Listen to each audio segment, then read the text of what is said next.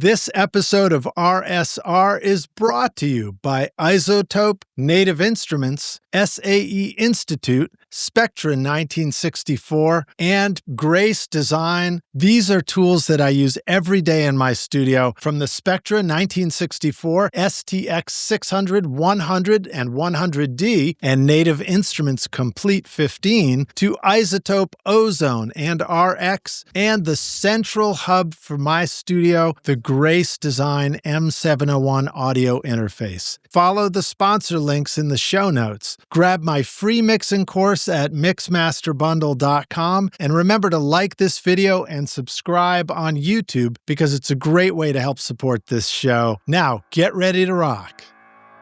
And I'm sure the rock stars go through this a lot themselves, is that, I can open a Pro Tools session, no matter what time frame it is, and look at it and go, oh, okay, I remember that era of doing it that way. Routing or choice of plugins. I opened up a session the other day of the podcast, actually, and just taking a look at the plugin choices and how it was done, I was like, wow, I don't do that anymore. That's really changed. So, you grow and you change and you refine. And I think that not sticking to the same thing year after year, I think is important. I think even once you think you found the thing that works, like I'm on what I think is a great template now for mixing, it's going to change. And I'm hoping it does for the better. I'm hoping I find smarter, faster, more musical ways to work with it.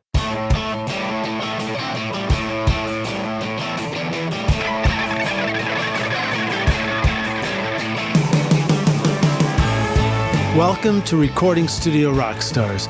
I'm Lid Shaw, and this is the podcast created to help you become a rock star of the recording studio.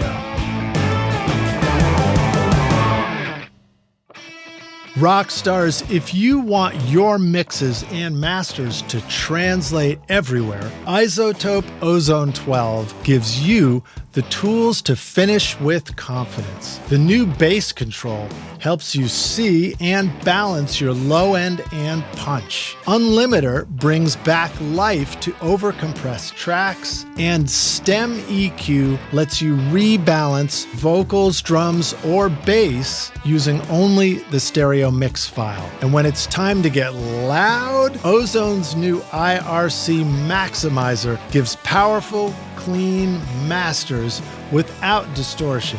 Go to iZotope.com and use the code ROCK10 for 10% off. Howdy, Rockstars. It's your host, Lid Shaw, and welcome back to Recording Studio Rockstars, bringing you into the studio to learn from recording professionals so that you can make your best record ever and be a rock star of the studio yourself. My guest today is Matt Boudreau, my brother from another podcast, a producer, mixer, recording engineer, and drummer. He's also host of the long-running Working Class Audio podcast, a show dedicated to exploring the real-world experiences of top engineers, producers, and studio owners across the industry. A little bit like my show, too. That's why I call Matt my brother from another podcast. Matt has built a respected career behind the console, also working with a wide range of artists and specializing in both stereo and Atmos mixing now. Before focusing full-time on the studio, he had traded in his drumsticks for faders after seeing both success and challenges as a professional musician in a band in the 1990s. Today, Matt continues to balance his work as a mixer with his role as a mentor and community builder, also through Working Class Audio, offering a grounded and insightful perspective on the modern music industry. Based in San Francisco Bay Area, but working everywhere, Matt's credits include immersive mixes for names like Green Day, Alanis Morissette, and Deafheaven. Matt's also been on the show before multiple times, RSR555, 98, 375, 472. If you enjoy this, there's more episodes you can go check out with Matt. Please welcome Matt Boudreau to Recording Studio Rockstars. Back to the show. Matt, my brother from another podcast. Are you ready to rock, dude? I am so ready to rock. Yeah. Were you running out of air there, holding your breath through that long intro? I was like, I've been on this show way too many times. Yeah, indeed, man. Yeah, even when it was reminding me how many times you've been on, I was like, oh yeah, wow, it's already been 4 times. But of course, I see you all the time, man. You're You're like my best buddy who I just call in the middle of the day when I'm checking in. I'm like, hey, dude, would you believe what happened to me? Yeah, but I want to know, because I've been on so many times, like those that have been on Saturday Night Live hosting a number of times get a coat. Do I get a coat? Oh, absolutely. Yeah.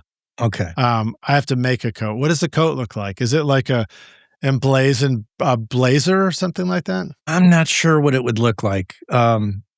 Submit some designs to me. We'll see how it goes.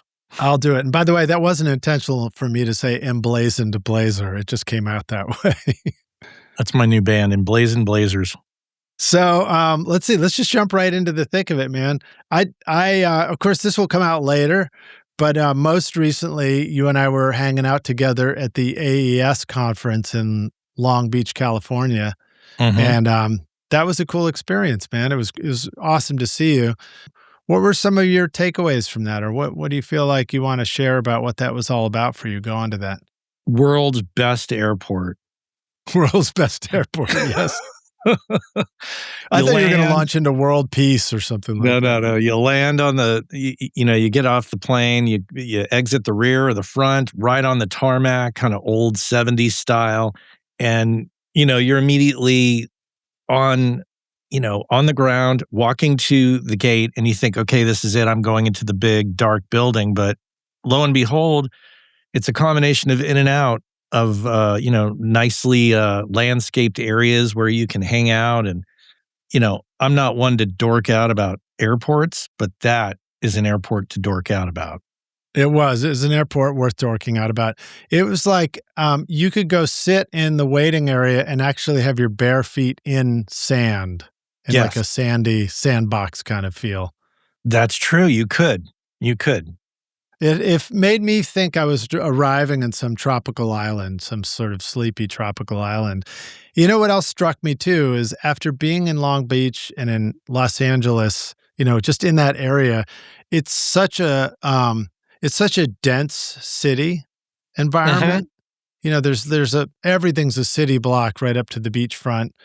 But when you go to the airport, you look out and you just see this vast field there for the runways and everything, and it really sort of struck me. I was like, oh, it's kind of beautiful to just see enormous fields that could be grazed by horses if you wanted them to, if it wasn't a plane about to land. Right, because the hotels butt right up against, the shore area, right? Yeah. How about the conference itself? Anything that kind of was a lot of fun for you there? Yeah. The panels were particularly good. There were some great panels on studio disasters that, talked about insurance and, just kind of prepping for, any kind of natural disaster. Speaking of airports, I went to the strangest one that was all about the communication from a newly built Japanese airport and using AI to analyze the languages spoken as well as just the dialogue itself spoken between airplane and control tower. I don't know why I jumped into that one. I think I saw the title and I thought, well, that sounds bizarre. Let's go into this one. And it was entertaining for a while. And then I lost interest. I was like, well, I'm not going to be doing anything in this area. Did you raise your hand? You're like, when are you guys going to talk about mixing? Right. What kind of microphones are you guys using in the control tower? Well, so Rockstar's AES, of course, stands for Audio Engineering Society. And the fascinating thing about going to an AES conference is it's the whole audio engineering space. So it could be live sound. It could be the most advanced technology in, in analysis of digital audio and things like that. It could be forensics.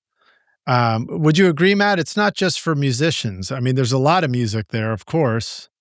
Yeah, because there's on the third floor, they were, I think, talking about certain white papers for the AES. On the next floor, or on the ground floor, it was just, discussion panels, et cetera, that range in topics from great studios to, Japanese airport control tower minutia to, studio disasters and everything in between. And then on the bottom floor was the exhibits. And granted, This year, the AES has been going through some turbulence, I think, to continue with the airport thing, turbulence. And so it was quite small. It was that there was like 30 exhibitors, I think, in New York the previous year where you and I were there. I think there was like 50 to 75 exhibitors. I'm told that some changes are coming, and we should expect possibly a bigger version of AES next year. And Well, then, we of were course, chatting. Continue. Go ahead. I was going to say that you and I, of course, compared this to NAMM, where we go every year, and NAMM is colossal. Yeah, there's a lot of people at NAMM, and the whole music community comes out to NAMM, and I feel like at AES, but this one, it was slightly more focused on the engineering and studio community, and then the technicians. The fascinating thing about AES is some really smart people come to that event. And that's one of my favorite bits is that the people that are there can be some of the smartest people in the audio industry, the creators of stuff. I mean, it's where AES and whatever the 78 or whatever it was, George Massenburg was supposedly presenting the parametric EQ at one of those. And I know I'm not a historian on all of that, so I know there were some other people involved with that too. But it's just cool stuff like that. Yeah, the AES of the past, when people compare it, I could just compare it to 99 in San Francisco, where I first discovered that my high school friend Colin McDowell from McDSP was involved in making plugins. And at that AES at the Moscone Center in San Francisco, it was massive. There's a lot of things to think about why that was massive, and this year it's not. Number one, there was way more hardware, less software. The internet was in its infancy. Cell phones were just kind of we're in the flip phone stage, I think, at that time. Right. So there was a lot going on then where it was important to show up in person, whereas now you can present things online, you can take a different route in promoting your products, and not everybody needs hardware these days. So it's a different time period, but I do look forward to seeing what will come in the future for AES and see what they have in terms of growth, what they have in mind for growth. Yeah, and in fact, we went when you and I arrived. The first place we went is actually up to Apogee headquarters for a special event that was going on there. There were some people we know, like Mark Daniel Nelson, Rachel from Crass was there, and Warren Hewitt, all speaking on a panel. But also, to your point, Bob Clearmountain came in on a large screen TV. He was joining from Beijing. He was in Beijing, and we, John Greenham was on the panel. Dave Way was on the panel, and there was another guy that I didn't know, that I can't remember his name. So apologies for spacing on that guy's name. But yeah, that was cool to be there and to be able to sit in the control room. Steve Genowick and I sat on the control room couch and drank beer and watched it on the screen in front of us. Yeah, which was cool. Yeah. So let's see. Something that really was awesome. Well, one of the panels I went to, of course, was Justin Gray was doing a presentation of the same topic that we had discussed some on the podcast, but he did a full immersive. So there's a room there that I think it was the Focusrite and Atom Audio had hosted a special room that was an immersive Atmos system so that a presenter could show stuff, and you could also sit in chairs right in the middle of the Atmos system. I actually showed up a little late, so I was sort of outside of the rear speakers. But it's a cool way to be able to demonstrate to people, things like working in Atmos. And Justin was presenting how he recorded an album where he used special mic configurations and arrays to capture the room sound in the space so that it would mix. And, you could match up different mics and different use cases in Atmos when he was mixing. And he did a whole presentation on it, which was really cool. And then previously rewind to the New York one, and you gave an awesome presentation, dude. You did one focused on how to mix in stereo and Atmos simultaneously, so that as an engineer, you've got a really efficient way to dial both in and not have to somehow like double your workload, but really be efficient, but still get all the bang, or twice as much bang for your buck, I guess is a good way to think of it. And it was very cool. I mean, it's still a little advanced for me because I'm not mixing an Atmos myself yet, but if I recall, it had something to do with the objects becoming beds themselves. That was part of it, and that's not necessarily a stereo-centric or stereo and Atmos-centric workflow. That's just an Atmos, a particular thing about Atmos that some people do. Not everybody does it, but it's an aspect. So I guess in the same way that, you could there's lots of ways to record mono and mix in mono. There's lots of ways to do that in stereo. To your point, there's lots of ways to use Atmos. You're not corralled into just one way of working. If you start mixing in Atmos, you can still be creative and come up with your own methods and techniques. I think so. Yeah. I mean, I've done it. I'm still exploring other ways of doing it, but I've kind of settled into a particular method that, until I discover something different, this is working for me. Well, you've been an absolute pioneer in it too. I mean, I know there's people who are even, you probably look up to like Steve Genowick in that space, but I mean, you got in early and you've really, really been like feet on the ground this whole time with that. I did get in early, but to give, credit where credit is due, we were talking about Justin Gray. Justin and Steve, I think, were two of the earliest people that got in. Justin was doing it before there was, before some of the software was even ready, where they were like, whoa, hang on, buddy, slow down. He was calling Dolby and asking them questions, and they were like, who is this? He was so early on, and as was Steve Genowick, who really schooled me on what to do. And not to mention, all the other people that have been involved, like particularly here in the Bay Area. I know, Michael Romanowski and one of his mentors and mutual friends of ours, Paul Stubblebine, have been involved in 5.1 for a number of years. So they brought that expertise, from long ago to the table. So there's definitely a lot of people who have been at it longer than I have, for sure. Dreaming of a career in audio or the entertainment business? SAE Institute Nashville, in the heart of Music Row, offers hands-on programs where you'll learn on professional-grade gear with industry pros, learning through real projects, not just lectures. Explore studio production, live sound, audio for film, and a whole lot more. Or take the entertainment business program to learn about contracts, promotion, and more. With diploma, associate, and bachelor's programs, there's a path for you. Book a tour today at nashville.sae.edu or call 615-244-5848.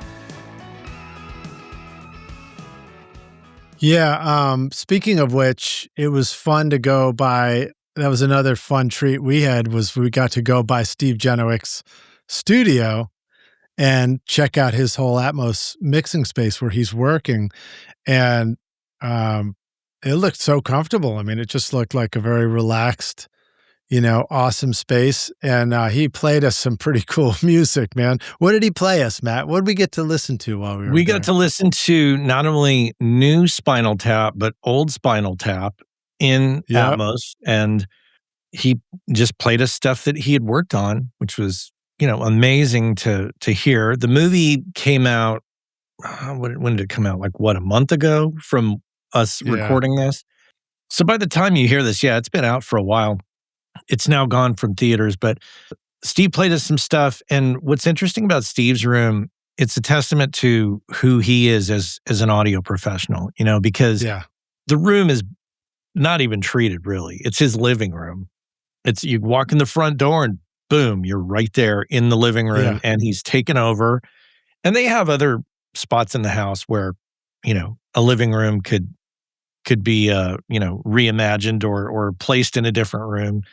So it's not that big of a deal for them. But he did that, I think, initially because of COVID when he was working at Capitol and needed to be mixing in Atmos. Well, and So, because they shut Capitol down, remember? For the well, remodel. right, but that's a different story too. That's Okay. because he no longer works for Capitol.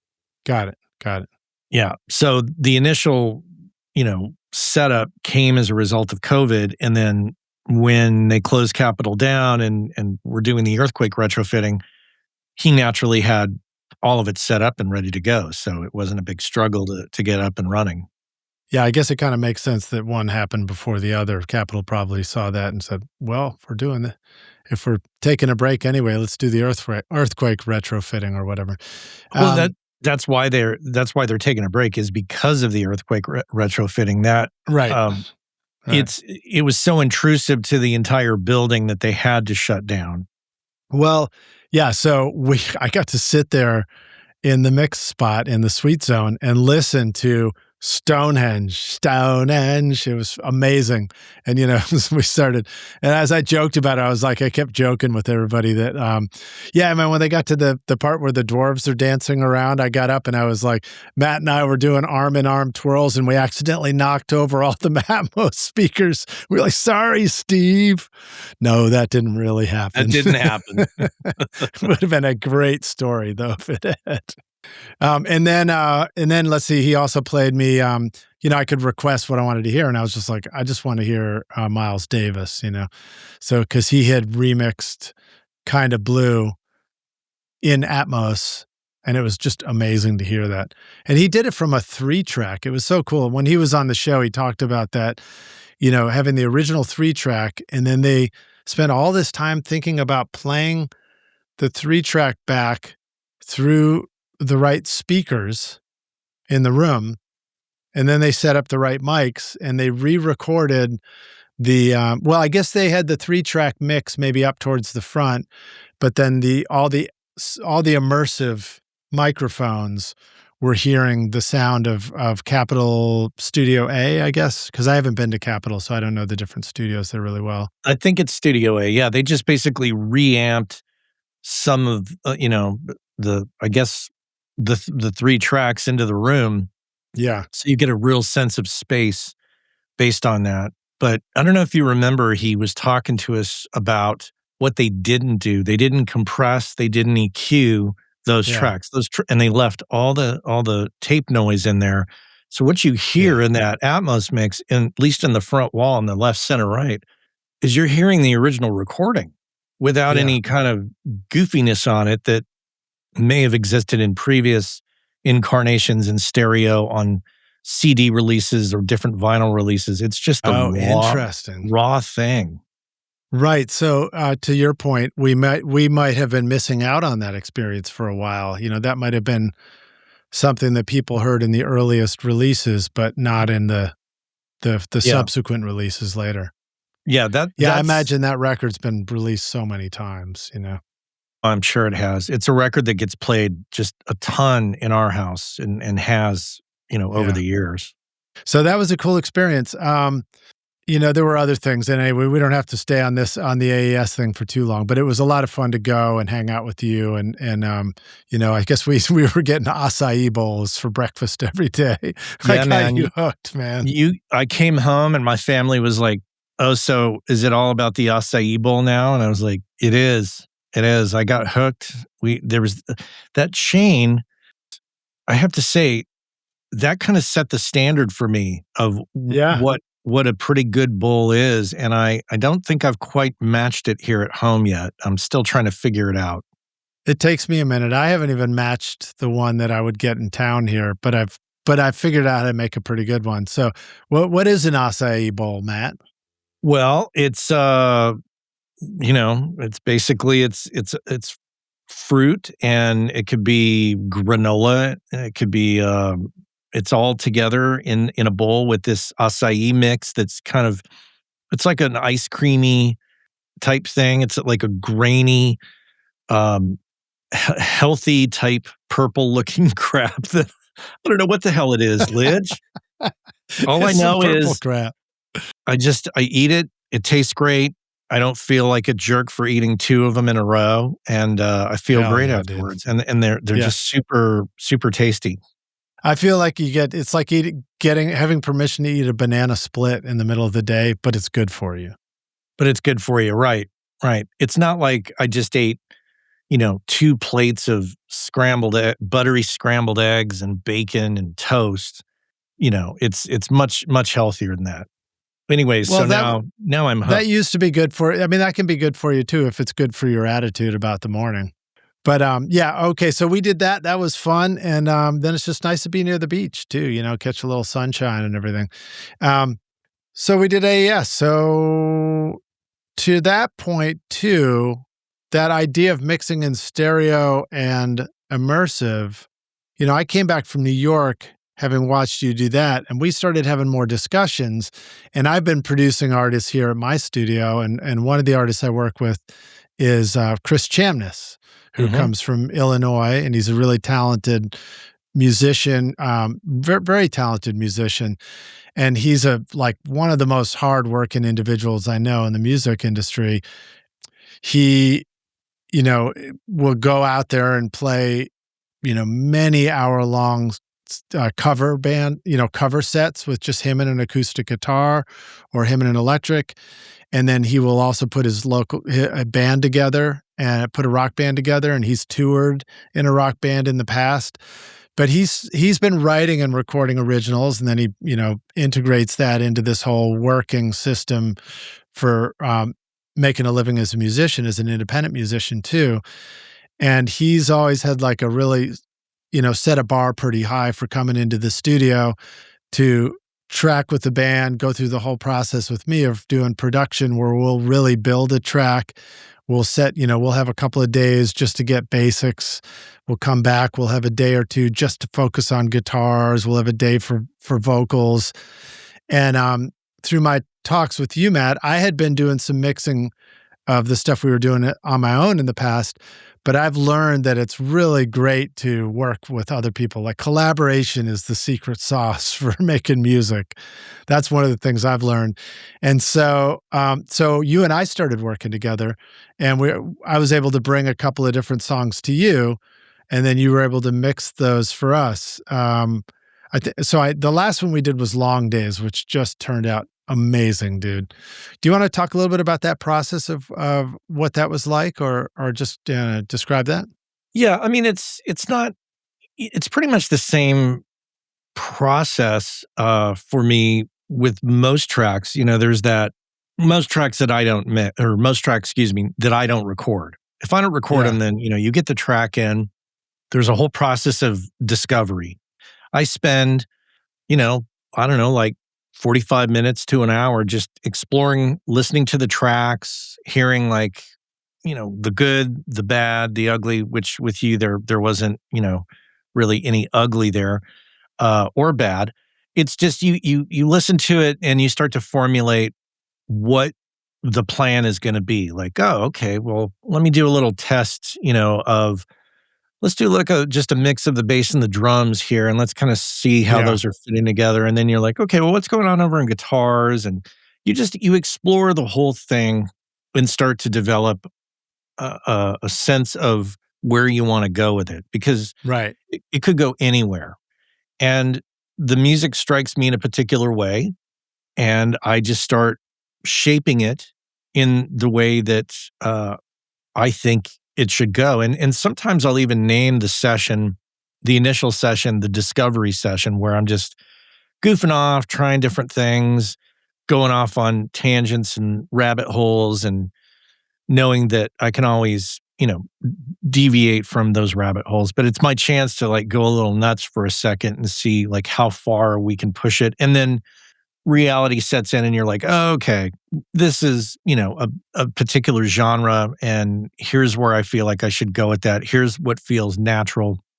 And then I just start putting it together, and you just experiment with like any mix you do. You experiment with how does this fit together? What needs to be where?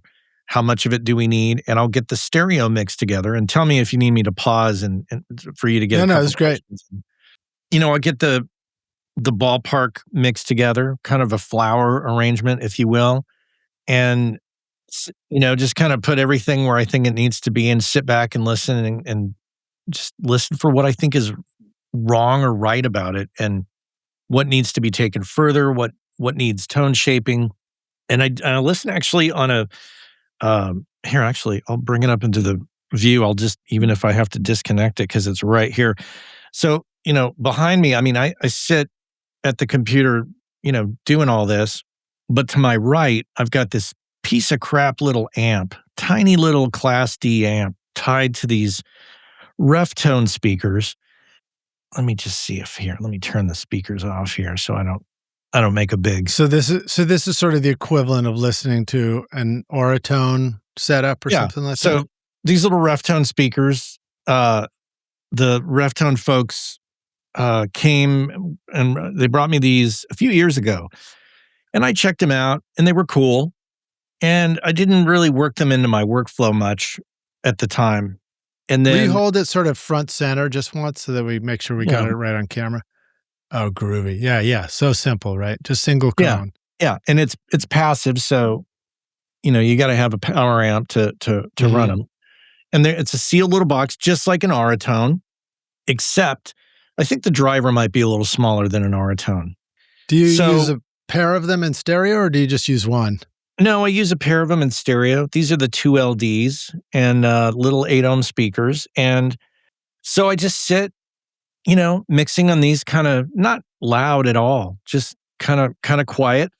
And I find that the things that poke out to me, well, before I tell you that, what I'm not getting out of that is I'm not getting distracted by all this top end and all this bottom end that I would get from other speakers in the room. I'm focusing exclusively on the mid-range, and by focusing on that and not listening to the top end or the bottom end, I can get the balance really dialed in super fast once I decide the direction I'm going to go in. And then once I have that arrangement, then I can move on to other speakers and listen and see, like, okay, what is going on in the top end and the bottom end, get that under control. And then once I have the mix together in stereo, then my template is a stereo and Atmos template. So then I, put it on the PMCs and start moving things around, achieving a balance of that.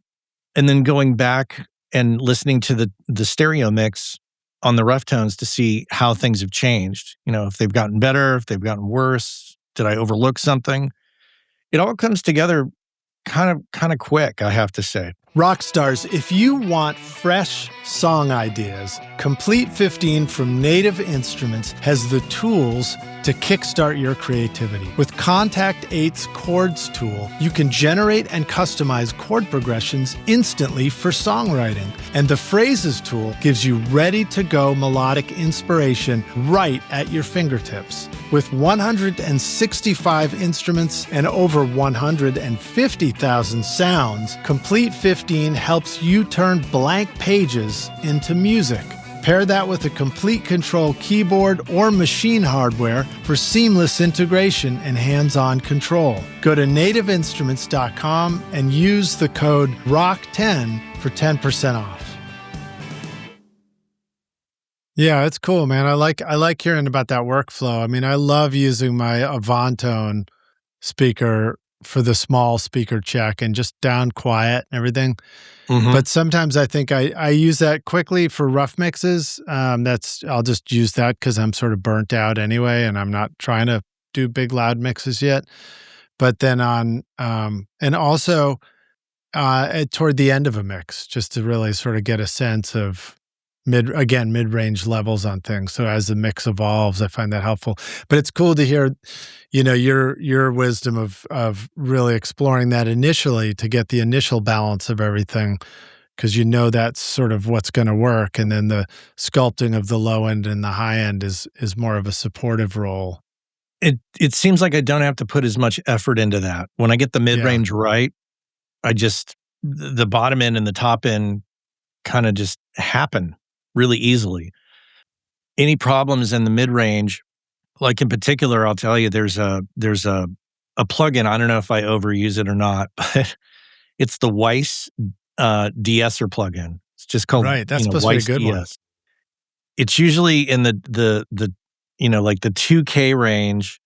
It seems that the way things are tracked, that there's always a buildup of that, whether it's coming from cymbals or hi-hats or guitars or vocals, or there's always like a buildup of that. So I'm trying to get that under control so it's not ear piercing and it's pleasant to turn up really loud once you get that balance.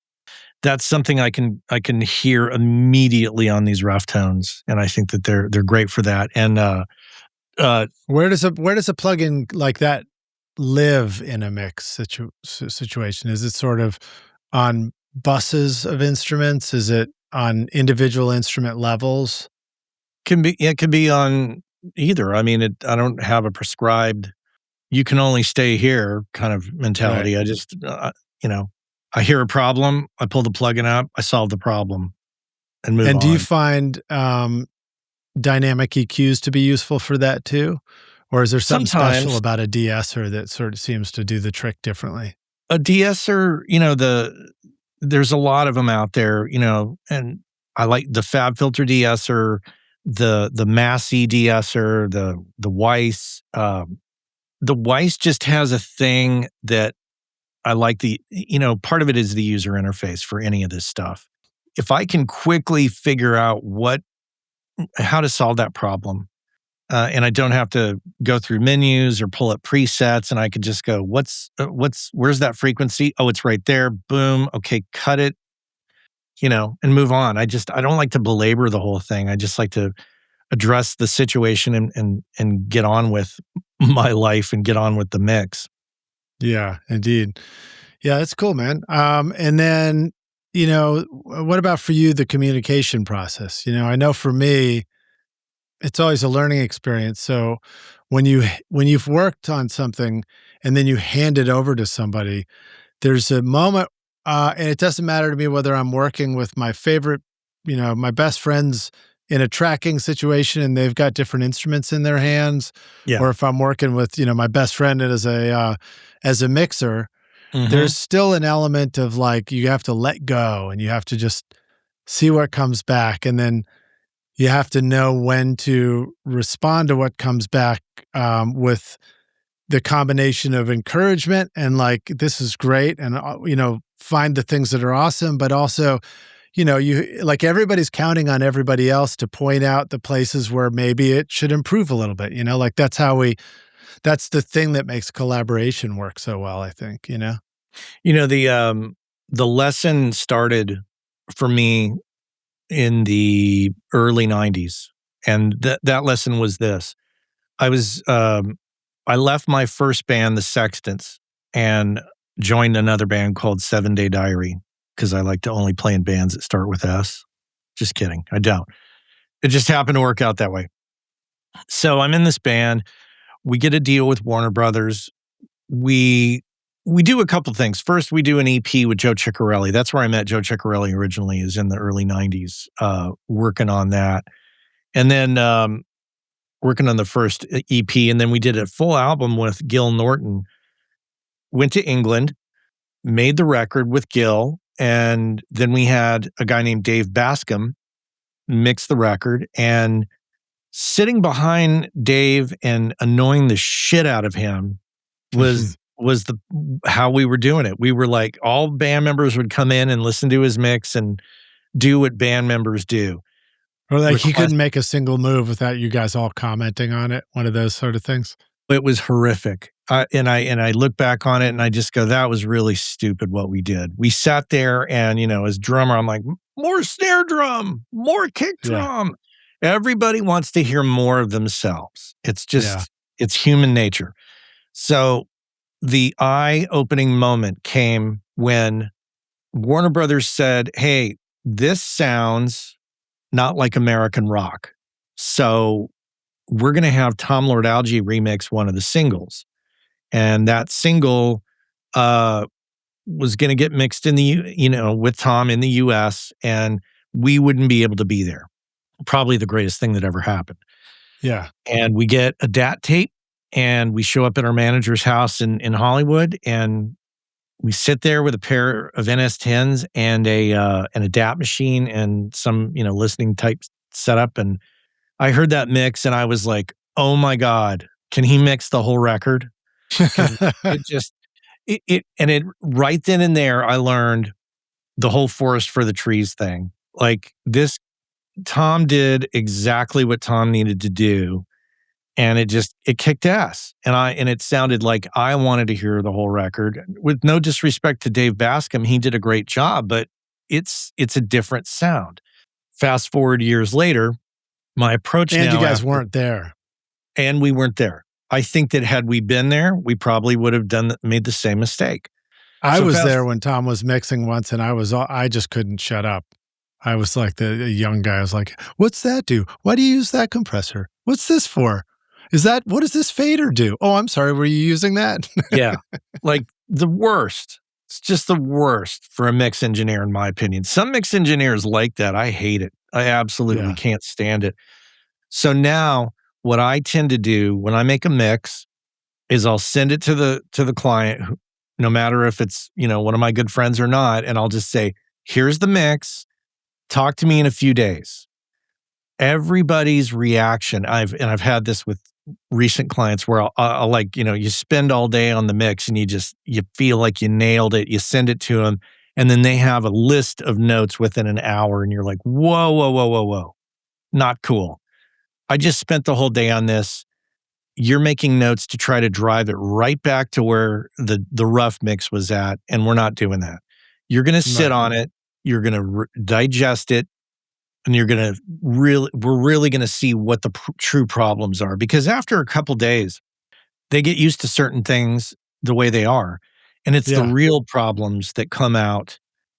It's wow, that delay on the vocals, I don't like that, as opposed to, well, I kind of like the guitar in the right channel. It's like, come on, don't plague me with that stuff. Just right. Well, and I experienced that too. Like you probably sent me stuff to check out, and I probably immediately gave feedback, and then I realized the feedback isn't always, to your point, the best feedback is like, live with it for a couple of days, soak it in, get to understand it, because, in the same way that when you work with another musician, a session musician comes in and plays on something, you might think what that musical part was going to be, but now they're presenting something new. And sure, there might be a combination where your original idea and what the musician is doing needs to converge, and that will be the best solution for a song. But you have to learn to hear this new information that's coming in from the musician. And same thing with a mixer. It's like, by living with your mix for a couple of days, I begin to see this new way of thinking of the song and the mix, and a new possibility, in a way that's cool. And then you're right. And then we could start to begin to comment on it and find things that will just places where it can achieve our visions even more, or whatever. It's like a food analogy that I would use is, you guys have been making a sandwich and you've been salting the shit out of it. And then along comes a different sandwich maker, and they're like, well, I'm certainly not going to put a bunch of salt on this sandwich. That doesn't seem right. I'm going to put some, what I think are the natural ingredients, and I'm going to put it on this kind of bread. What do you think now? At first the reaction is, whoa, there's no salt. Let's put some salt back in there. No. Eat the sandwich for a few days. Let it sit in. Eat the sandwich for a few days. Eat that sandwich for a few days. Eat that same sandwich for a few days. Yeah, but acai bowl, on the other hand, you got to eat it relatively quickly, or it's going to melt into a puddle. So you eat that sandwich, and then it's like, okay, now go back and listen, or eat the other sandwich, and then the other sandwich, you're going to be like, whoa, there's a lot of salt in that sandwich. Exactly. Right. Yeah. So that was one of the cool things. So for example, when you were mixing Long Days for Chris Chamness, I had thrown a kind of a slap echo on the drums and I didn't even find one that I loved, but the intention was like, oh, of course this is supposed to be like a John Lennon, slap echo drum part or something like that. Right. Because it was a sort of a Lennon-y piano part on it too, the ding, ding, ding, ding. And then you reimagined that and you thought, oh, you know what, I backed that off, or I took it off and tried something different. And so at first it threw me a little bit, but I was like, I don't know, what it is it's supposed to be. And where we ended up are like the drums sound totally awesome. And they're so much better than anything I was even thinking of, you know what I mean? And so it's just cool. It's cool the way you did that. I like to think that it's better than where it started, Yeah, but I it mean, is. I think I'm a little biased, but it's also your job, Well, true. Yeah. My goal is to make it so that it's exciting to listen to the song and that it conveys what it needs to convey. And and there's not an imbalance in how, it's like there's not like an overabundance of turkey on the sandwich and not very many tomatoes. It's like, but a lot of sandwich theme going on. I know it's the salty sandwich, right? We got to get away from the salty sandwich. I just dated our episode. Let's move to soup. It's fall, yeah. Anyways, the point is that with mix revisions, I find that the longer the client sits with it, the better off the mix revisions. In other words, the real problems come to light instead of, no, we like this. We want to go back to that. And it's like, well, if you want to go back to that, then don't hire me. Stay with what you have. Hey, rock stars. When it's time to finish your music, iZotope Ozone 12 gives you the powerful new tools to master with confidence. The new bass control helps you balance your low-end EQ, sustain, and punch so that your tracks translate everywhere. Unlimiter restores clarity and impact to overcompressed mixes, and Stem EQ lets you rebalance vocals, drums, and bass using only the stereo mix file. When it's time to push loudness, Ozone's new IRC5 Maximizer delivers clean and powerful competitive masters that stay open and musical. And with an updated mastering assistant that guides, not decides, you can move faster, make better decisions, and stay fully in control from start to finish. Go to iZotope.com and use the code ROCK10 for 10% off. Howdy, Rockstars. We're back now for the jam session, aka the second half of the show.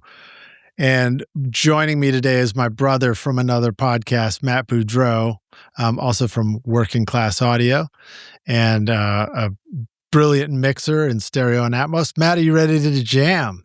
I'm so ready, man. All right, sweet, dude. Let's talk more about mixing.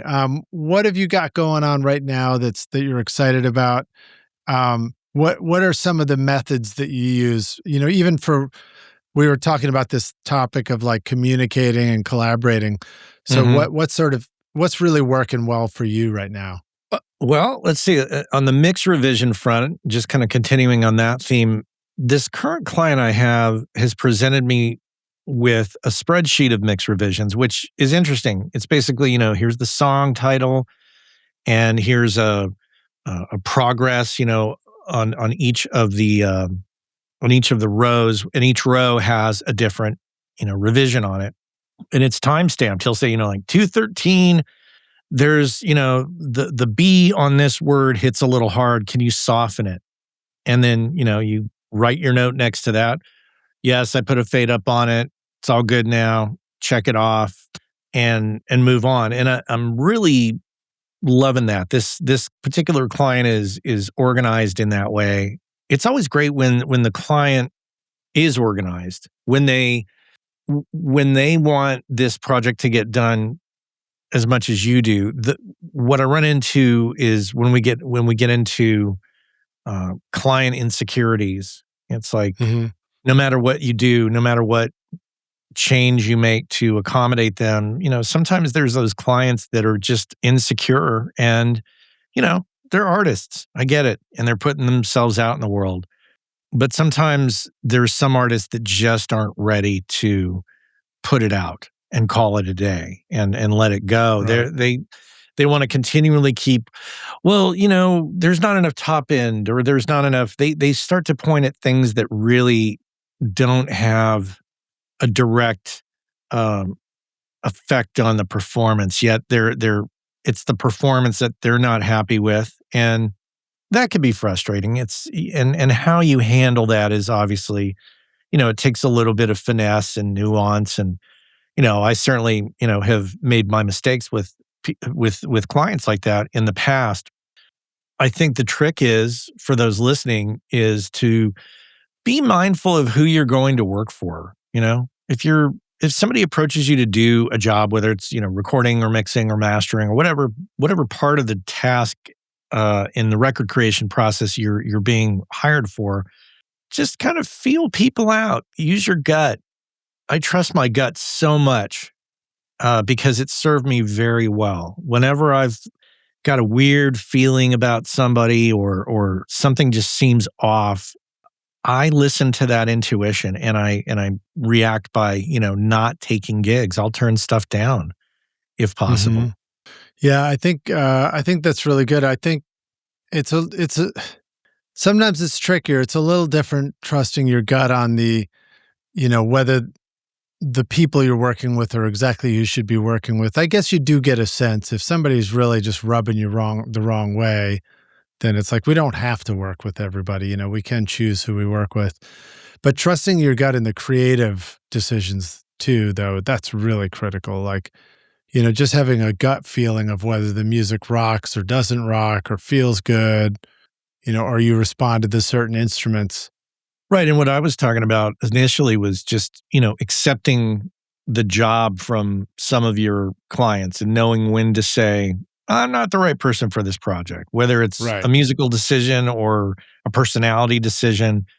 I've had some kind of borderline, what I would call offensive calls in the past, where I remember many, many years ago, this guy calls me up and he says, hey, so what do you charge, to mix? And I just, I gave him a rate and he was like, whoa, that's way too much. I mean, we're just talking about Pro Tools here. I mean, I just need a guy to, be able to sit and work with Pro Tools. You can't charge that much. And immediately I was like, okay, this is going to be one of those guys. And I just said, yeah, sounds like I'm not the right guy for you then.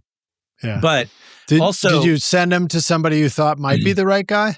No. If I get a red flag about somebody that I think it's going to be a problem, the last thing I'm going to do is refer them to one of my friends. Right. I think, and if it's a genre thing, if it's like, nobody comes to me for hip hop, at least not yet. And if somebody does and I think, well, I don't know if I can really do this or not, I should really give it to somebody who really is good at this and who's better at this than I am. That would be the right thing to do. Yeah, or maybe, I think you're absolutely right. If somebody is a red flag, you don't want to send them to anybody, anybody. But if it's somebody who might just be looking for, a young engineer who just wants to push the buttons for them, then, we might know somebody that really does fit that role at times, that's the right thing to do. I've certainly been that engineer in the past when I was, younger. I don't enjoy doing that much now. I'd rather be, producing or making musical decisions or just playing an instrument myself. Right. Like I would never take a gig where somebody said, I just need somebody to push the buttons and do what I tell them to do. I couldn't do that. Like, have you ever in the past though, at some point in your career, was that like the right thing? I've done it a couple times and it's not fun. It's basically they're looking for somebody to interpret what it is that they want. And I'm not the right person for that. I'm the person you call if you want a particular filter, a particular opinion. And I think that that's what differentiates us.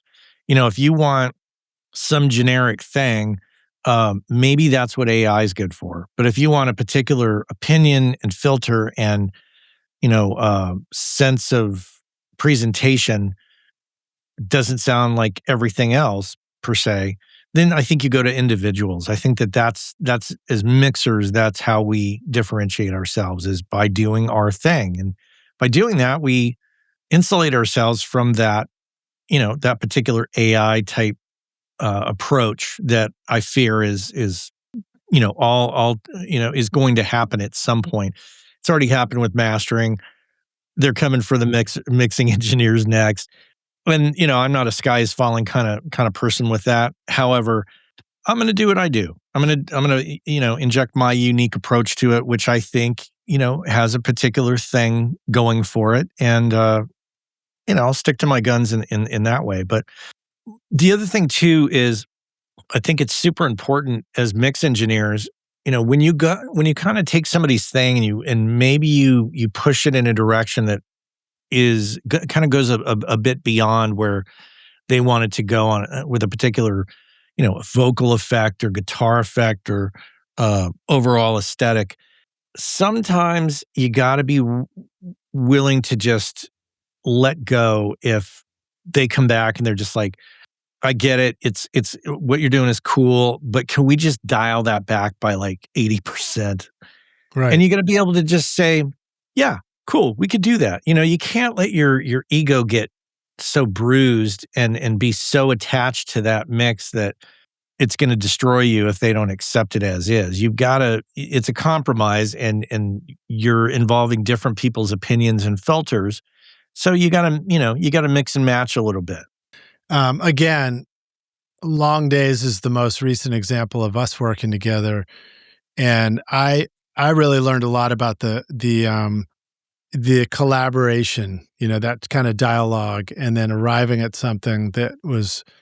I can't even. I'm not even gonna say it was the similar or different from what I had in mind as a producer.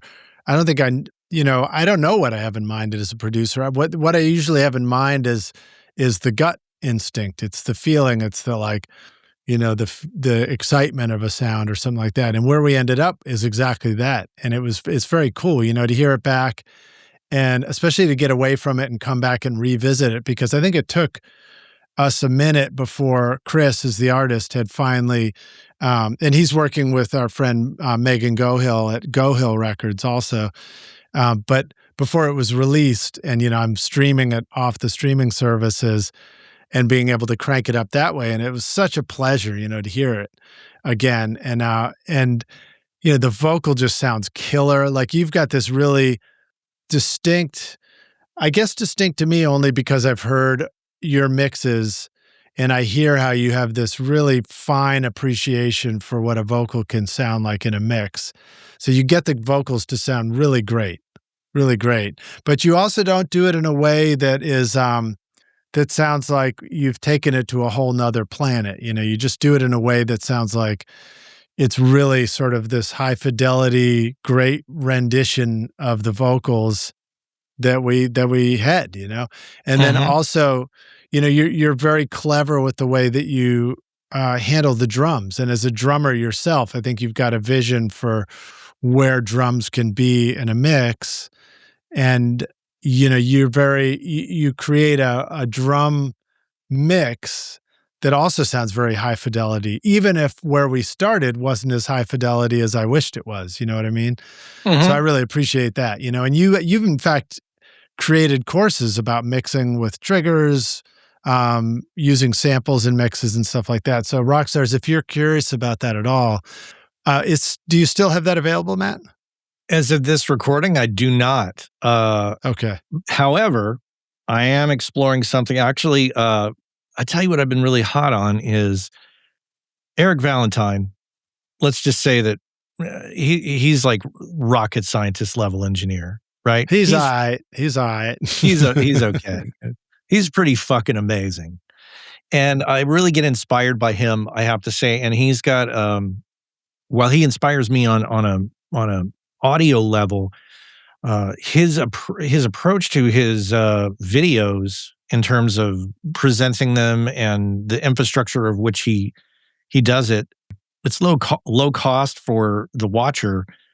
And it seems like he's doing it in a way that I'm going to try to steal a couple of ideas from him, in terms of platform and what you pay for that platform. It's not really an exciting topic for this podcast, but he's just doing something that I think is really smart, and I'm going to follows suit. So it's very likely that as of the airing of this, the drum sample, the initial course that I put together will be available again, and will be available at a reasonable price that, really, really suits everybody. Right on. Well, yeah. So Rockstars, and I think we've done in past interviews, you've talked a little bit about that whole process too. So that's really helpful if anybody's curious about learning from that way. And then also just I would assume, Matt, just reach out to you, follow your channel. That's a great way to keep up with what you're doing there and learn a ton about it. But you're really good at that. So let's see, the other thing you were talking about that bringing something, bringing what you do to a project, doing your thing and bringing that and being, I feel like it was a way of saying you got to respect where you're coming from when you're doing a mix, for example, and bring that, all the way to the project. And if it really isn't a fit, okay, it's not a fit, but when people work with you, they want that, which I certainly did. And so two of the credits that I know about that you've worked with, Green Day and Alanis Morissette, both artists I think you mixed in Atmos for. And I wanted to ask you what that experience was like. And, does that have similarities or differences in the communication process? I imagine getting an opportunity to work with a high-end artist like that can also feel like quite a lot of pressure, In both those situations, those are very unique circumstances. And in both cases, just, I hate to take the glamour out of it, but I didn't talk to Alanis and I didn't talk to the guys in Green Day. I talked with my friend Chris Dugan, who works for Green Day and who happened to be doing some work for Alanis. And I happened to be the guy that he knew that was doing Atmos. So I was, the person that he felt was the right pick for that. The mixes for those things had already been done, and it was my job to just bring it into the world of Atmos. So that role is very, very different than mixing something from scratch, because you have to respect what's been done before and you have to expand on the concept and you have to do no harm. And for clarity's sake, if somebody's going to go look this up and go, well, I don't see any Green Day in his credits, the Real Time with Bill Maher show, the theme song is done by Green Day currently, as of you and I talking about this. Mm-hmm.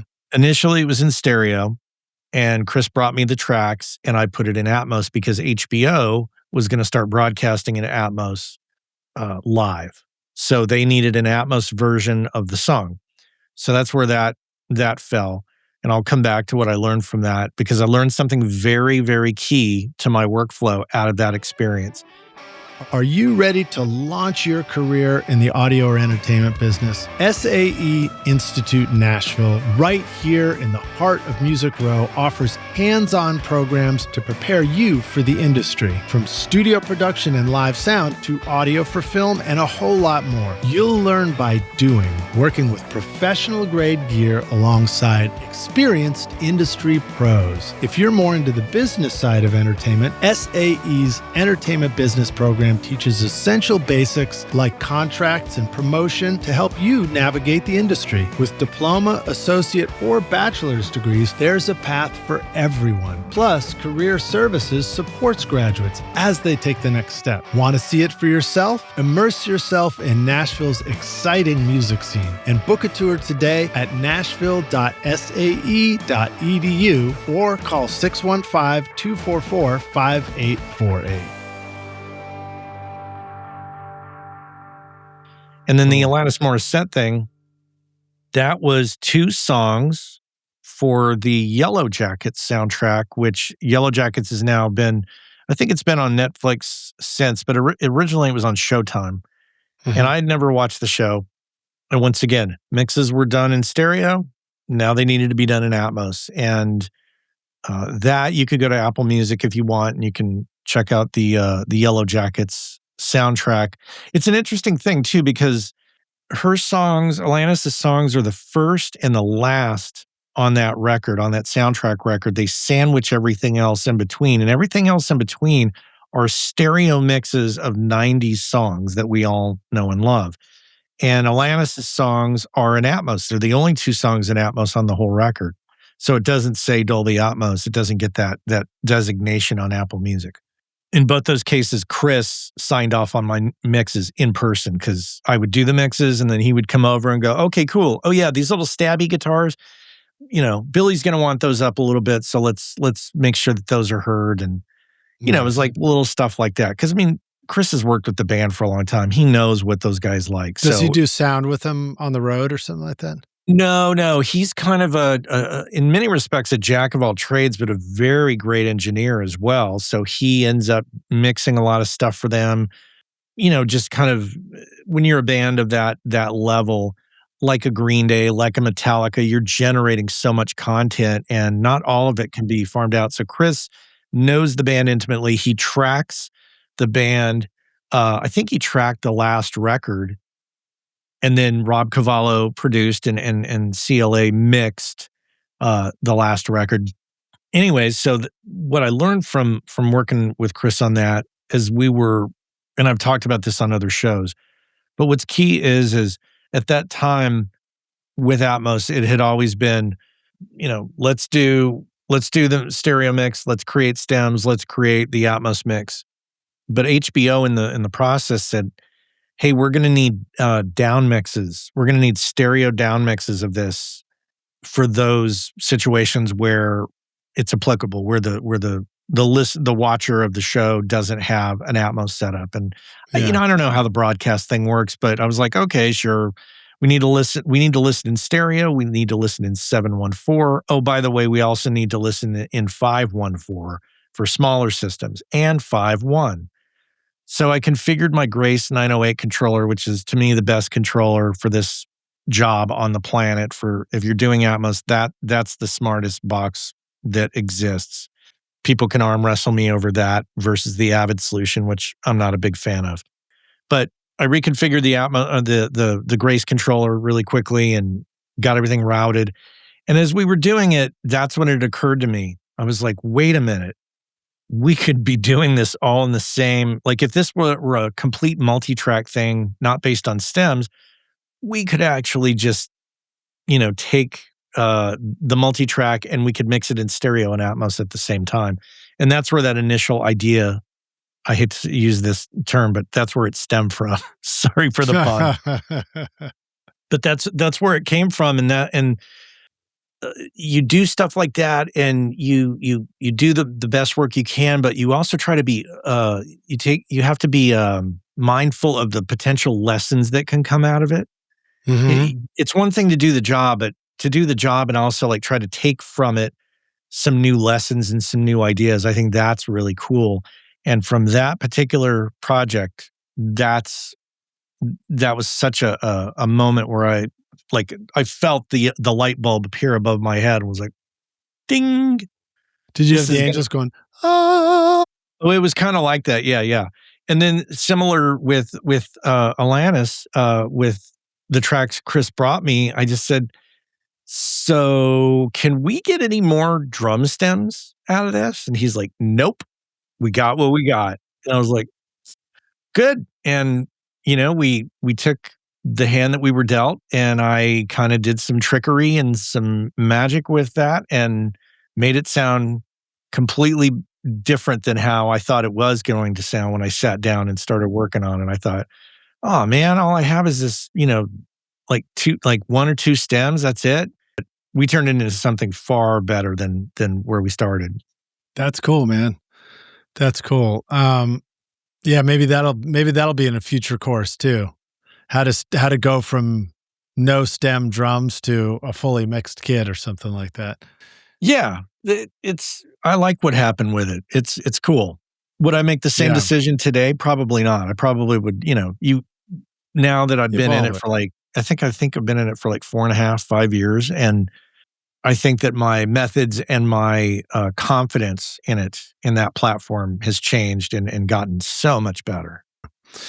Speaking of other things that you might have learned or ways to do things that we're probably all grappling with, the question of AI. When I was at AES conference, one of the panels I sat in was mastering in the age of AI, and of course, it's Bill Podolak, who we had lunch with when we were there from Isotope, was there as a representation. Jet Galindo was there sharing some great wisdom. In fact, she had I tweeted quote of the day was AI doesn't understand heartbreak like a human does, and that was her quote. And I was like, also, I want to shout out Sarah Register, who has been a guest on my show. She was on that panel as well. That was she was great. That was a nice little rock star style panel. Yeah.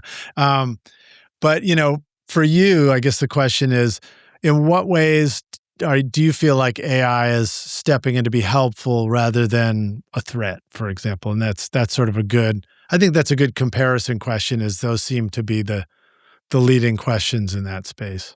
I mean, I look at some of the plugins that I use that I don't know if they count as AI per se. That I used to call them AI, Gullfoss, the EQ. I mean, I don't know if that's really AI or not. I think that that's just that's applying EQ curves of what it thinks things should sound like. To be honest with you, I hardly know what is going on behind the scenes with that plugin, but I tell you, it really solves some quick problems for me when I'm working. It's like I put that on. What kind of stuff? Basic overall tonality of something. If I just need a little bit of improvement, I find that helps. Ironically, two people that I'm not calling them out for their age or even using the term calling out, but two people that I greatly respect who are easily 25 or 30 years older than I am are the ones who turned me on to that plugin. One of them in his 80s reached out to me and said, "You have got to check this plugin out. This is amazing. See what it does for you." I thought it was great. And then the other plugin that I use a lot on my podcast actually is, oh gosh, what's the name of the company? They make Smart EQ and Smart Comp. That's not Sound Radix with Surfer EQ or whatever. No, I'm gonna get this wrong. Sound Radix. But we're not talking about Soothe. We're not talking about OX Sound. No. It's Here, I'll look it up while you're chatting. You Yeah. just keep chatting. I'll do the live Googles. You do the live Googles. Yeah, Smart EQ, and I have an old version, Smart EQ 2. Oh, by Sonable. Oh, yeah. Can't believe I spaced that. That Smart EQ has been really instrumental for the podcast, just on my voice. I record through an RE20 to a mix pre-6 99% of the time.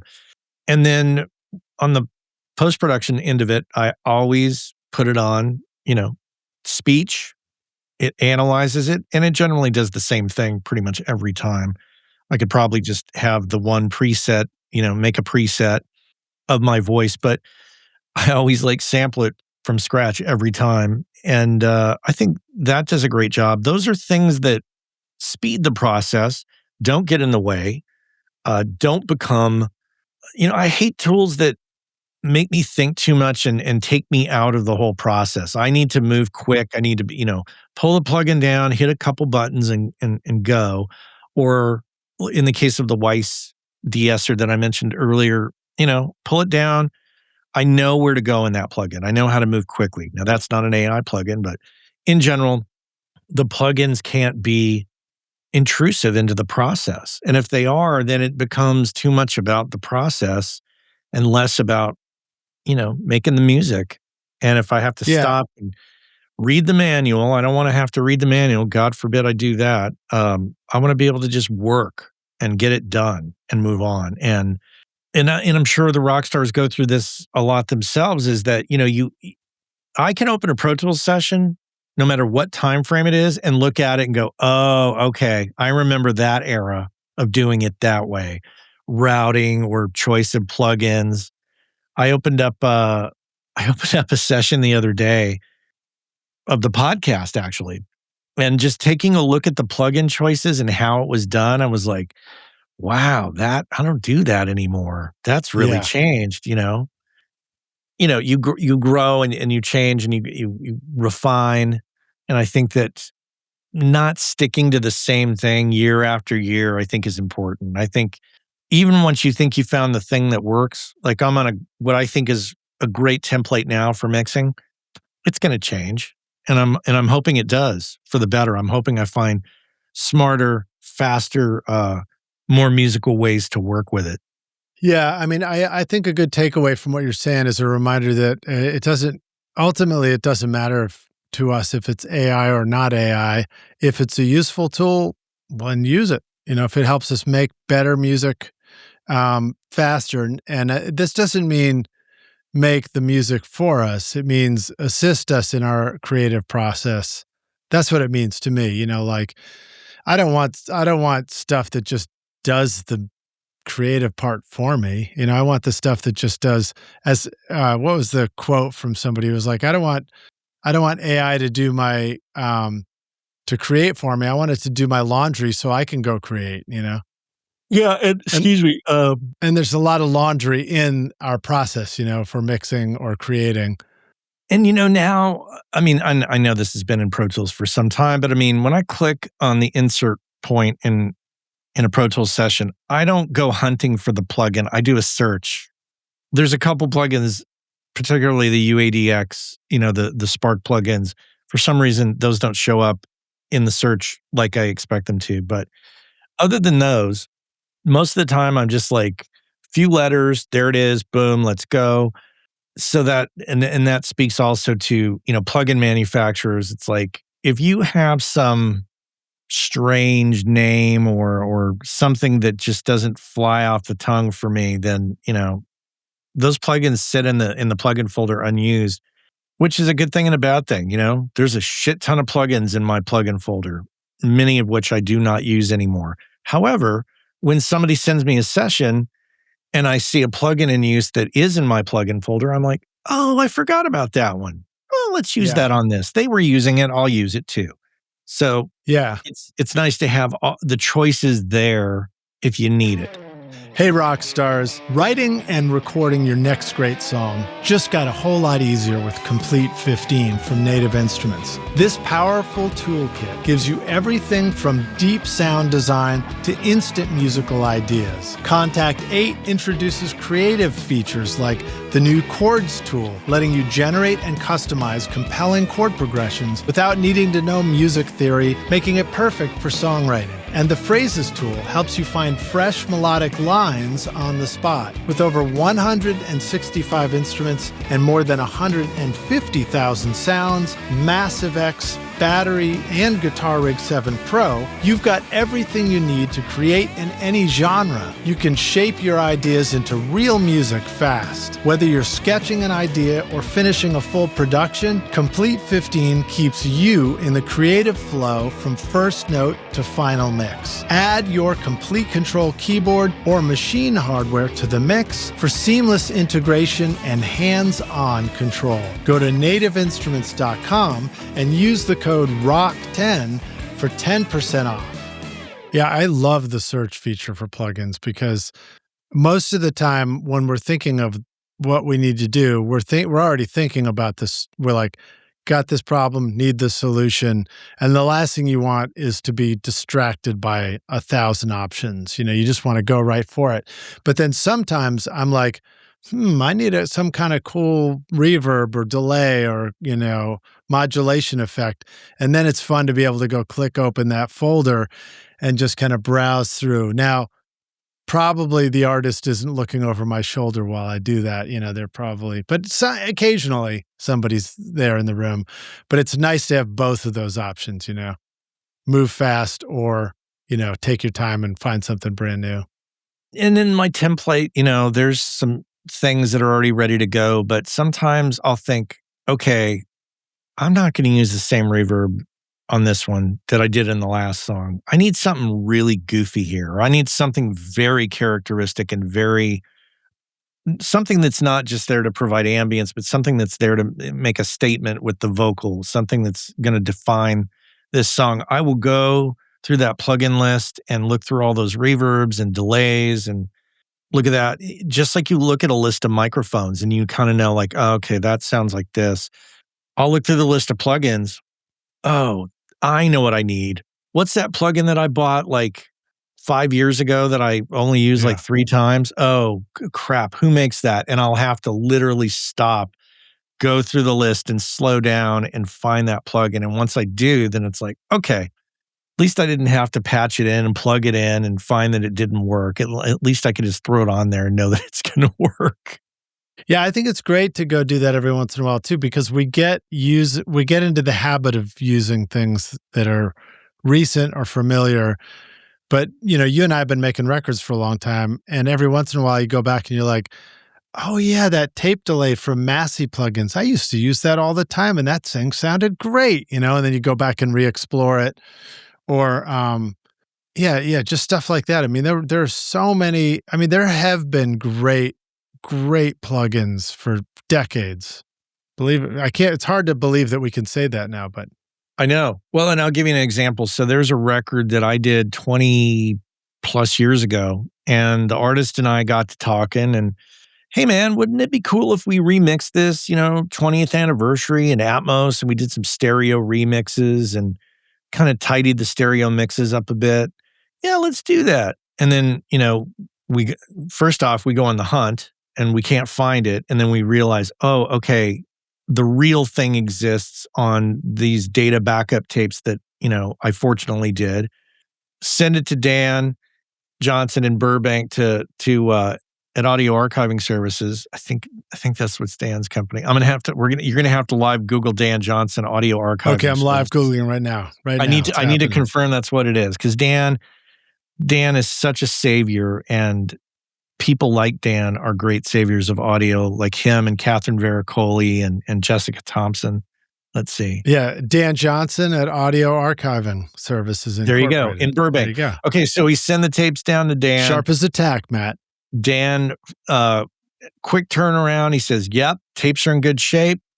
Here's a Dropbox link. Boom. Here's all your files from 20 plus years ago. And we pull them up and we're just like, oh my gosh, the Pro Tools session's open. What's the one characteristic plugin we're missing? Echo Farm. Oh, yeah. Got to go find a new. And so we're like, well, could we do it with something else? Nothing sounds like that plugin. Yeah. So we find the updated version that you can spend, I don't know, I think I spent $100 on it or maybe a little more. So you buy that and it repopulates exactly where you had it. Even though it was a different format, it can, and we got that sound back for this one song. And, it's kind of cool in that way. It's not like I've got to go to a closet and go, oh, it's this box and the box is broken and we're going to have to spend $1,000 to get it fixed. That's what I love mixing in the box for, Yeah. Well, you just threw in one sentence, you threw in a bad box and a good box. Yes. I notice things like that, Matt. I notice things like that. All right, groovy. Well, yeah, I like that, man. That's good. A good reminder. I think even when we were at AES, we were reminiscing about Metric Halo's channel strip. And that was one, you were talking about. And I was like, yeah, that was really I remember a buddy of mine, I was impressed with his mixes. I mean, I guess I'm going back to the 90s at this point. And I was like, dude, what are you using? And he was like, oh, dude, Metric Halo channel strip is all about it, There's a lot of cool stuff out there. We could sit here and wax poetic about plugins, but let me tell you, that is a super helpful, simple plugin, that channel strip. I went over to a buddy's house that I did a little collaboration with and did a mix of in Atmos and stereo. Ironically, he owns my old Pro Tools rig, my last official Pro Tools rig I bought, because for the audience, I'm not using Avid hardware. I've just got Pro Tools software. I've got this Grace 908. That's my interface when I'm mixing here at home. But my buddy, another Dan DeShera, Dan owns my old HD7 TDM rig. HD rig. No, sorry. HD rig, not HDX.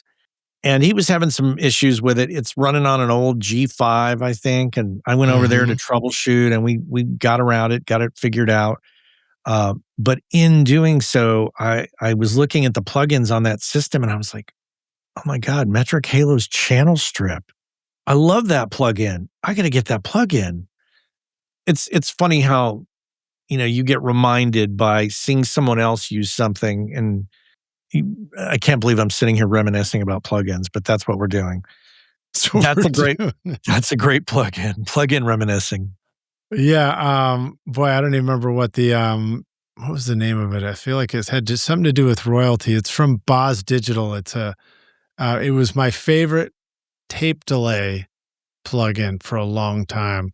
I'll have to live Google that myself too, because that one was another one that really just sounded awesome, and then along comes Sound Toys, and you have this great collection of tape delays, reverbs, phasers, filters, crystallizers. I don't mean to interrupt you, but in particular with Sound Toys, I don't know why. So there's on Echo Boy. There's an Echo Boy, and there's a bigger version of Echo Boy, like Echo Boy Deluxe, I think. Echo Boy Junior and Echo Boy Deluxe, I think. Yeah. Something to that effect. Excuse the pun. Once again, something to that effect. And I figured out what I was trying to remember. It's Imperial Delay. See, I was close. I was like, I know it's Royal. I know it's Royal. My point on the Sound Toys thing is that I don't know why, but Echo Boy Junior, to me, that interface, it's just to the point. I don't need all the multitude of choices. I just need to be able to set the delay and the pre-delay and like all the little nuances of where you could go with a plugin like that. I just need the basics, and it gives me the basics. Yeah. And I get it. That's the first choice of a delay plugin for me, like every time. Well, and you remember like Waves would have plugins, and you look at the grid and you're like, wait, what's going on? And there's like graphs to put dots, and then there'd be like 8 different channels of stuff down there. And sometimes I would just look at that and I'd be like, this is way too many buttons and knobs to turn. I love, I got oh my goodness, what the hell is it? All right, it'll come to me in a second. I got a delay pedal, old school delay pedal. The Memory Man. I knew it would come to me. The Memory Man. And of that's course, another that's one something you would forget. Yeah, right. Exactly. Well played. But yeah, and that wasn't just a punchline, Rockstars. It would have been a good one though. But like that one, same thing. It's like it does what it does, and it sounds killer. And even that BBE Memory Man delay plugin itself, I use that constantly. I don't even remember. Is that a go-to Avid plugin now? Because I think I've got it all the time. I think it is. Yeah, it's killer. So I use it constantly, but it's very simple delay. Anyway, we're going down we said we wouldn't go down a plugin rabbit hole, but we just did. So I don't remember agreeing to that. Oh, we didn't agree to that? Okay, great. I'm glad we did. We don't do that on my show. So it's like, I feel like, a kid in a candy store on this show.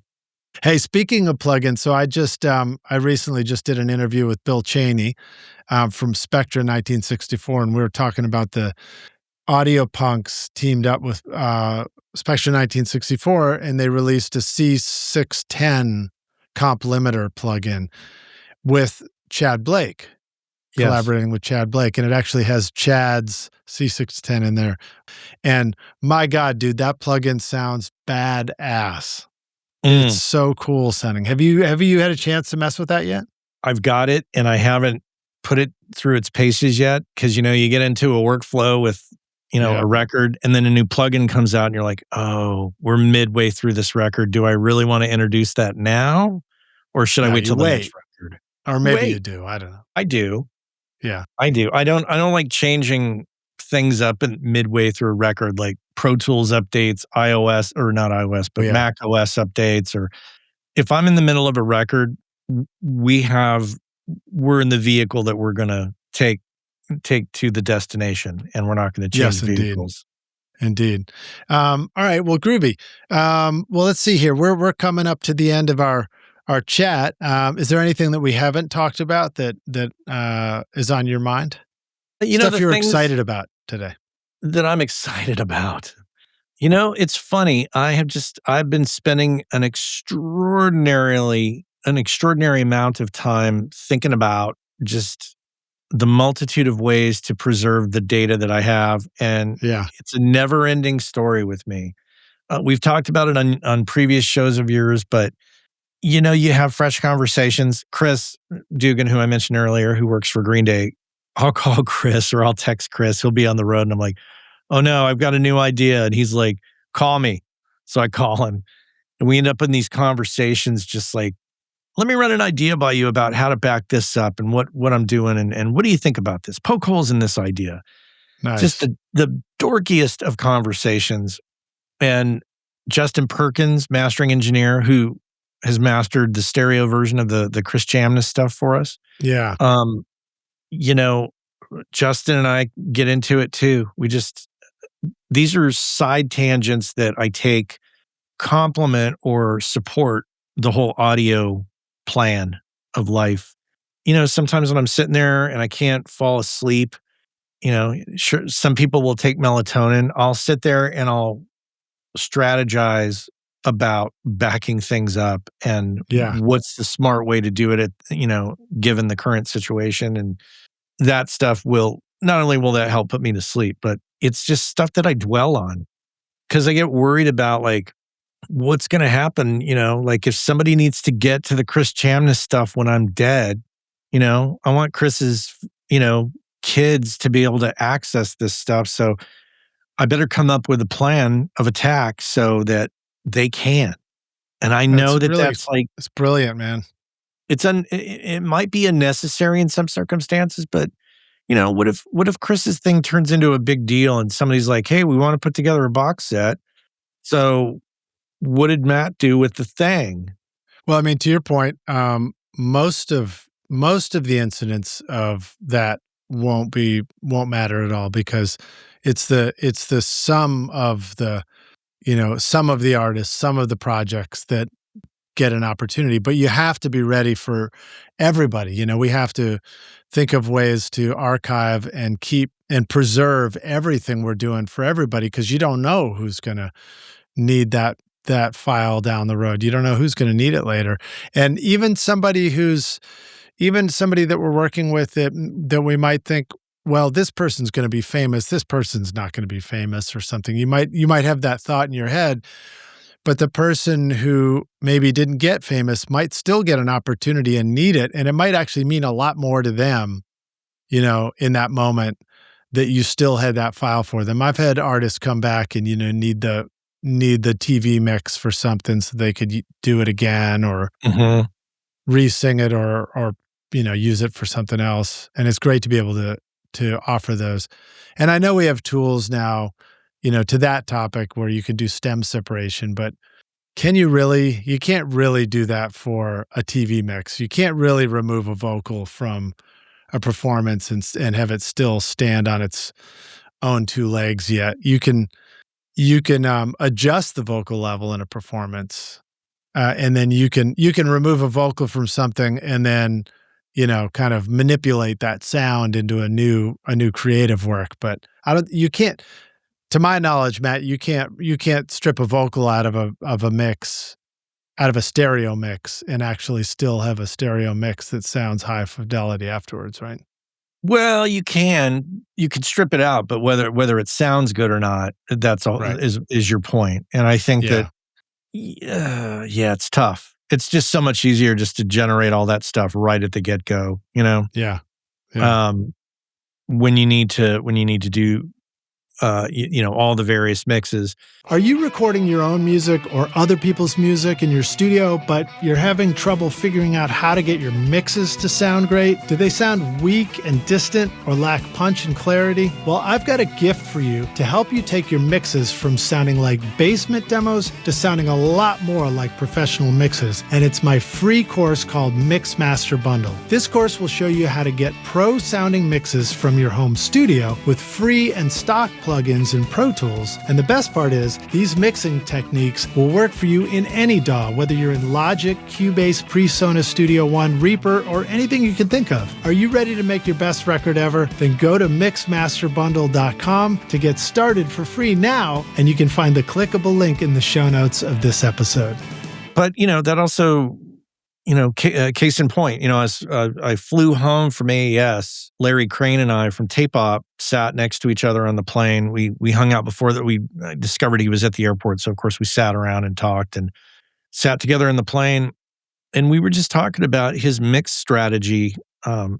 Larry charges a very small amount to mix something. It's kind of like, I hate to use this term, and I hope Larry doesn't take offense to this, but it's kind of like Spirit Airlines. The initial price is inexpensive. It's just if you need all the other things added on, like if you need a TV mix, that's going to be extra. That's not included. Right. And that's one strategy. And that's a way to do stuff. That's definitely a way to do stuff. It's like, okay, you just need a mix. I'll do this mix, and that's all you get. But if you need all this extra stuff, you're going to get charged for it. Whereas I just kind of try to charge a much bigger rate and include all that stuff. Right, and that's also a way to do stuff. So it's But I think those are both good lessons. Yeah, but I think that, if you can get all that stuff taken care of initially when the mix is being done, that's the time to do it. Because, if you guys say to me, if you and Megan from Go Hill Records ring me up in a year and go, hey, you remember the Chris song that we just did? Or the song we did a year ago? Can you make a TV mix? Yeah. I should already have the TV mix ready to go so I don't have to deal with that. Because then you find yourself as a mixer. Sorry, go ahead. Then you find yourself in the position of it's not someone else trying to look for the file, it's you trying to find the file. So if you don't have, some kind of a system in place to go back and find those files intact with all the same plugins that you were using, then you're going to get yourself into a little bit of a troubled spot. Yeah. And also, I was just going to share with the rock stars is like, as a mixer, if we find ourselves as the mixer of something, we can always do the extra versions of something, and maybe they're not really included in the price, the initial price.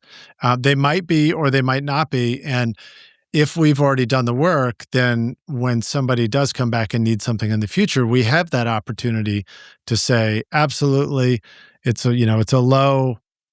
low rate for this special mix, and here it is, Mm-hmm. And people still appreciate it because people just want to have what they need, you know what I mean? And in that sort of thinking, when we think about archiving too, for example, I remember going through the thought process many years ago where I thought, well, I need to have archives of all the stuff I do and all the artists I work with, but somebody's got to pay for all those hard drives. And I realized, well, not everybody comes back and needs something down the road, but if you do have a fee when somebody comes back years later and says, hey, do you have this? Can you do the, do you have this session for me again? And then you say, I do, I can go get it for you. I can find it. And you do charge them a little bit. A really easy way to think about it is that charge is just simply to help pay for all the hard drives that you buy over the years to save this stuff. And there's absolutely nothing wrong with that. It has to be, I think to your point, Matt, like when you think about it like a larger rate that includes all these things, that hopefully covers the expenses of offering the service. And if you think about it as a lower rate that doesn't include the thing, but then you pay for the thing when you need it, that's also a different way to help cover it. I mean, we don't have to go into the hole of debt in order to be creators to provide for everybody. You know what I mean? We just need to be wise about how we think about what our individual business model is or needs to be, right? Yeah, and that's really what it is. It's you're dealing with, as engineers, we're a bunch of small businesses, and how we choose to handle these things is, unique to each individual. Larry showed me what he was up to, and I saw a few things in there that I thought, ooh, that actually makes a lot of sense. And, yeah. And, one person may charge you, a retrieval fee, and some people might get offended at that. It's like, well, okay, but the fact that I still have it and I've paid the electricity, the hard drive, the system, the duplicates, the triplicates, there's got to be. The fact that I gave you the masters at the session that you took home with you, it's like. Right, that you took home and promptly lost, right? Because you didn't pay for the hard drives and you didn't pay for the electricity.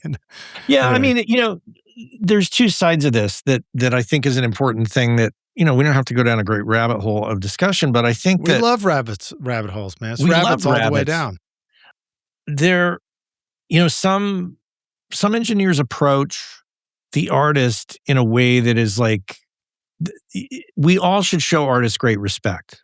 Absolutely. And we should treat them with respect. We should, hold them in high regard, because what they're doing, I think, culturally is amazing. And Right. and I love being a part of that. Now, should we as audio professionals just, bow down to that all the time and do whatever it takes to support that? I don't think so. I think there's a certain amount, it takes two to tango, and we need them. And in spite of what some might say, they kind of need us for some tasks. And Well, of course they do. They just called us 10 years later and asked if we still have the files. absolutely. Yeah. So, I mean, there's a certain amount of respect that I think as audio professionals that we need to have self-respect for ourselves, obviously. But, I expect that if you call me 10 years later or 20 years later, and I still have access to your files, there might be a cost involved, and I don't think it's out of alignment, or it's out of the question to say, okay, cool, I've got it. If you're going to take it and run with it and go do something else with someone else, I'm going to charge you a retrieval fee. Right, And totally. if you want to do a project with me, I won't charge you for that, because now I've got it. Now we can work together again. You're going to pay me for my time. The respect goes both ways, is really what I'm trying to say here. Yeah, no, I think that's smart, man. That's smart. And that seems like a good thought to close out on too. So, but I do have one more question for you, which is one that I've asked you over and over again now that we're doing the podcast again, my brother. This is the one that's hypothetical, where you get to go back in time and find young Matt with the long hair and the drumsticks, or maybe it's not that far back. Maybe it's just I don't know how far back you want to go. Maybe it's the time where Matt didn't have his archiving system in place yet, and you say, "Listen, dude, I've come back to give you this one bit of advice.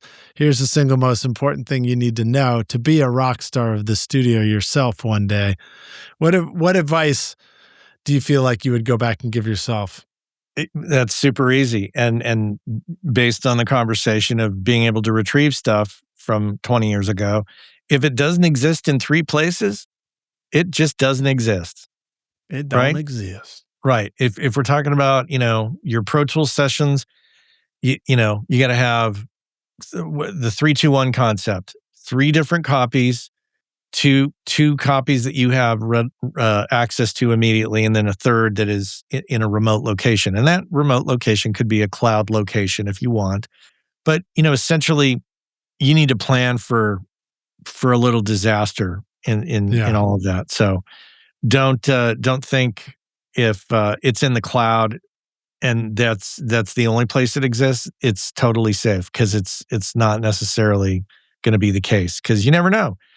No, I mean, AWS, the Amazon servers went down just a week ago or something, didn't they? Remember that? They did. I don't know if anybody lost anything monumental in that, because hopefully, and I would assume that somebody like, Amazon is backing up the backups to the backups to the backups. Yeah, but they got it, yeah.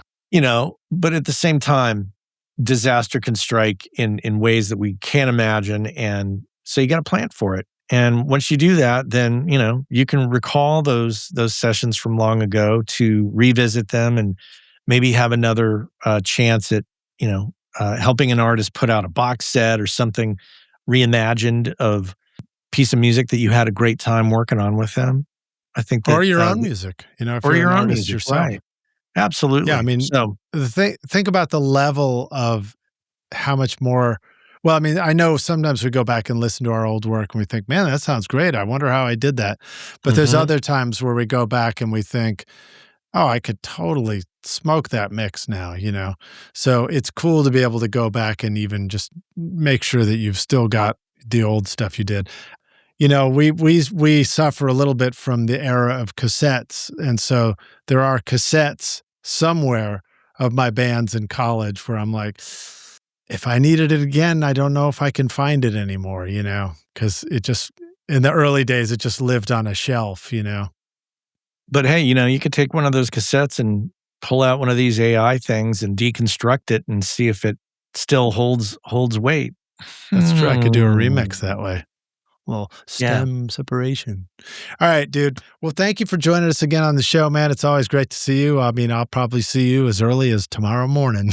I'm going to see you early tomorrow morning, yes. Yeah. And then let the rock stars know how they can find you right now. We'd actually probably have a lot of links in the show notes for you, but some of your top places that they should go follow you and connect with you. Super simple. Go to mattboudreau.com. It's MattBoudreau.com. You could go to workingclassaudio.com. I'm on Instagram with both of those. And yeah. Your Instagram is very active. That's a good place to really see what you're up to, I think. Super active. Yeah. I'm on there a little too much. Awesome, dude. Well, I'm glad you are, because then when we go to a conference, I know at least one good photo of me is going up somewhere. Yeah. Dude, thanks for hanging with us, Rockstars. Thanks for listening in again. And again, if you're on the audio version, come on over to the light side. We're on where the video lives, because we're now on the YouTubes, and we'll be on, unless somebody's pulled this from the archives, and who knows what video platform we'll be on then, but at least you can see our smiling faces. We were smiling some of the time, weren't we? I think so. Yeah. Plus you get to see me copying my brother from another podcast one more time. I'm wearing the same headset that Matt's wearing. He turned me on to these Audio-Technica E40s. Is that what they are? E40s, yeah. They're like $120 in-ear things. Yeah. I got turned on to them long ago. They used to be like $90, but times have changed. Right, times have changed, but they sound groovy. They just seem to do a good job. Have you used them in a loud environment, and so you have a sense of how much they block other sound out yet? Just on an airplane. They do a tremendous job on an airplane, I'll say that. Because I'd love to be able to have an in-ear kind of situation for tracking and stuff in the studio, but I might need to get the big wigs for that one.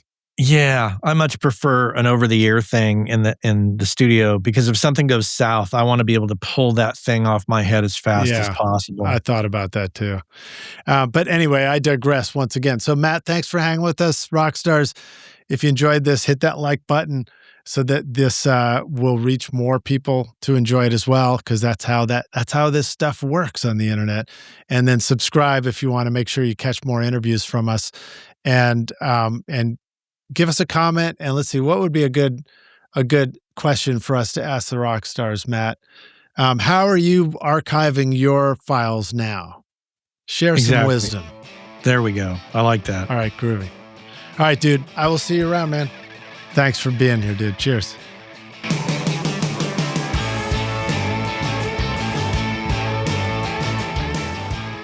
Thanks so much for listening to Recording Studio Rockstars. If you enjoyed the show and want to help make it better, then please share this episode with your friends on social media and leave a rating and review on iTunes to help the podcast reach more rock stars like yourself. You can click directly over to iTunes or go to rsrockstars.com/review for an easy explanation. And remember to hit the subscribe button to keep up with weekly episodes. And if you're ready to make your best record ever now, then head over to Recording Studio Rockstars Academy, where you can start with my free course at mixmasterbundle.com. Thanks so much for listening, and thanks for being a rock star. I'm Lid Shaw, and this is Recording Studio Rockstars. Now, go make great music.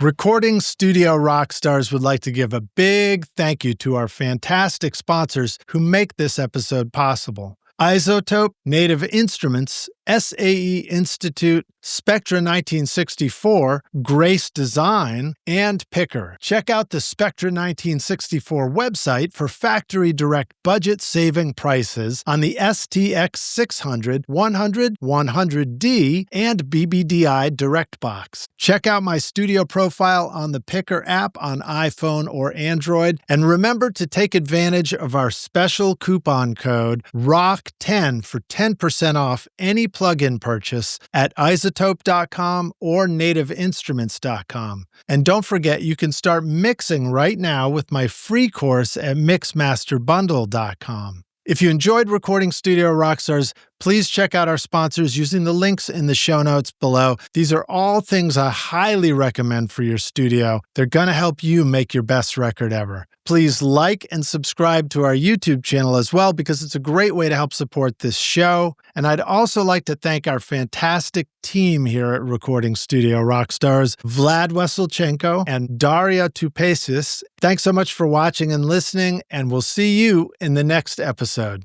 Cheers.